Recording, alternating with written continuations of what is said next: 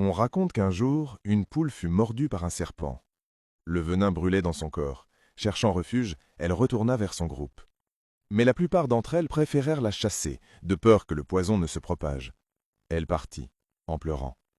Pas seulement à cause de la morsure, mais parce que sa famille l'avait abandonnée au moment où elle avait le plus besoin d'elle. À chaque pas, une larme tombait. Personne ne la suivit. Personne ne tenta de l'aider. Ils dirent simplement « Laissez-la partir, elle mourra loin de nous ». La poule trouva une grotte et s'y réfugia, épuisée par la douleur et la fièvre. Là, un colibri la découvrit. Il comprit son histoire et décida de la sauver. Pour empêcher le venin de se répandre, il dut lui couper la patte blessée. Le colibri retourna voir le groupe. « Elle est vivante, mais elle a besoin de vous. Elle ne peut plus chercher seule sa nourriture ni son eau. » Un silence. Puis les excuses commencèrent. « Je ne peux pas, je ponds des œufs. Je dois chercher du grain.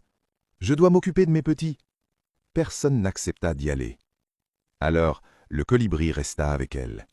Il lui apporta à manger, à boire, jusqu'à ce qu'elle guérisse. Des jours plus tard, le colibri revint vers le groupe et dit « La poule est morte, seule dans la grotte, personne pour l'enterrer, personne pour pleurer. » Cette fois, la tristesse envahit tout le poulailler. Ils cessèrent de pondre, de chercher à manger, même de s'occuper des petits. Le regret était plus lourd que le poison. « Pourquoi n'avons-nous rien fait plus tôt ?» Ils coururent tous vers la grotte, en pleurant. Mais ils ne trouvèrent pas la poule. Seulement une feuille posée au sol. Dans la vie, les gens ne feront pas toujours d'efforts pour t'aider quand tu es vivant, mais ils peuvent parcourir de longues distances pour t'enterrer après ta mort. Et la plupart des larmes aux funérailles ne viennent pas de la tristesse, mais du remords. N'attends pas de perdre quelqu'un pour montrer que tu tiens à lui.